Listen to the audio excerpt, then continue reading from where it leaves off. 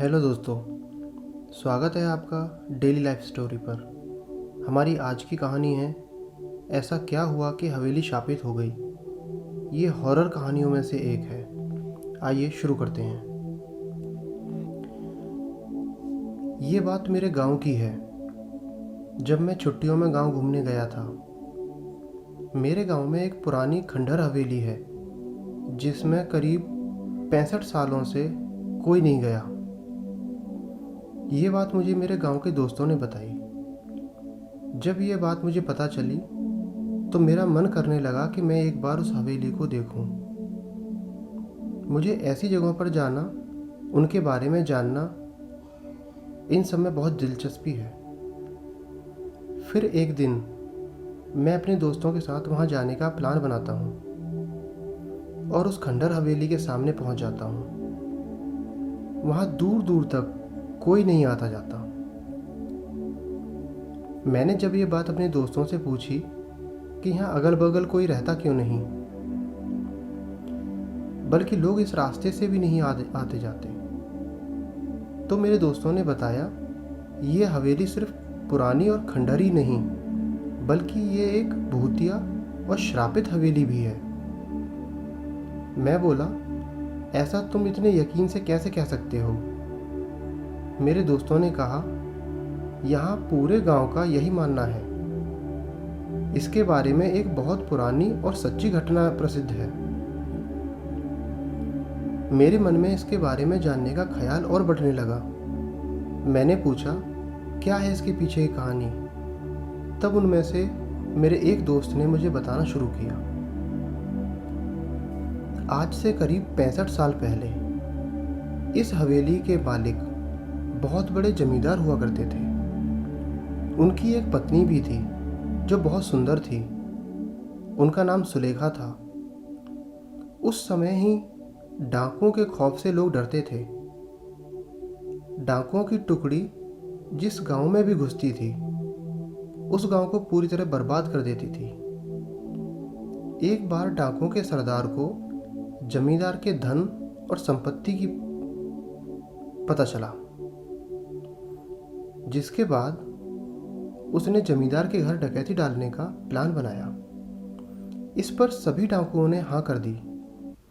फिर एक दिन वो आया जब जमींदार ने ऐसा कुछ सोचा भी नहीं था। डाकुओं ने एक दिन जमींदार की हवेली पर रात में डकैती मार दी।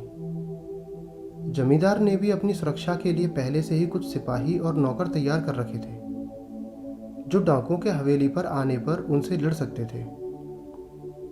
क्योंकि जमींदार के सिपाही और नौकर बहुत कम और साधारण हथियार के साथ थे, वहीं डाकुओं की संख्या बहुत ज़्यादा थी और अच्छे हथियार के साथ थे, जिसकी वजह से जमींदार के सिपाही और नौकरों को कुछ देर में ही मार डाला गया।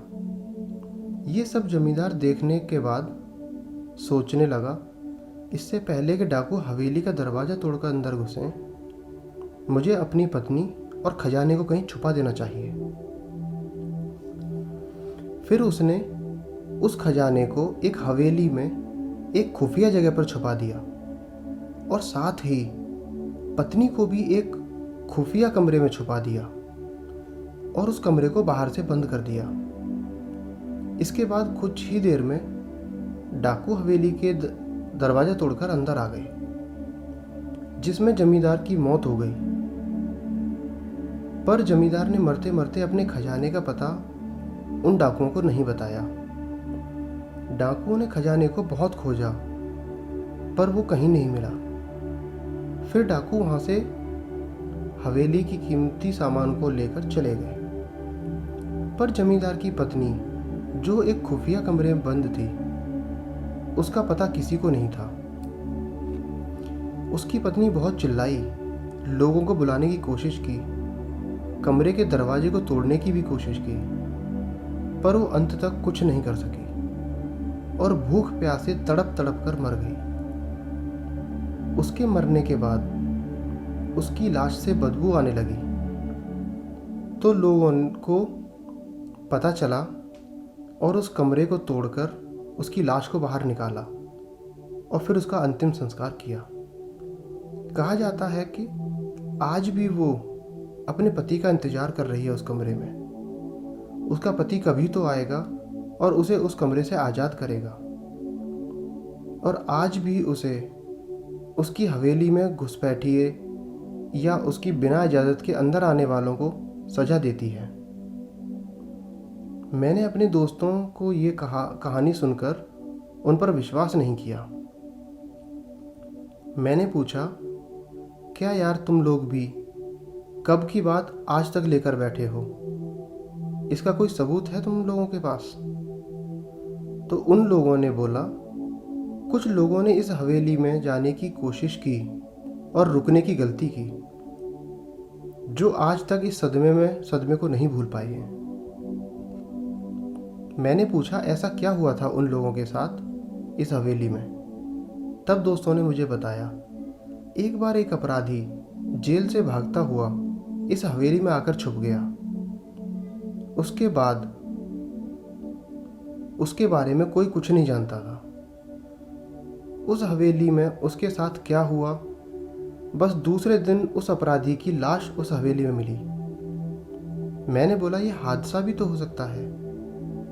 तो उन लोगों ने कहा, एक बार एक चरवाहा उस हवेली में एक रात रुकने के लिए जाता है, जो सुबह जिंदा उस हवेली से बाहर तो आ जाता है, पर वो अपना मानसिक संतुलन खो बैठा है। तब से वो आज तक पागल है।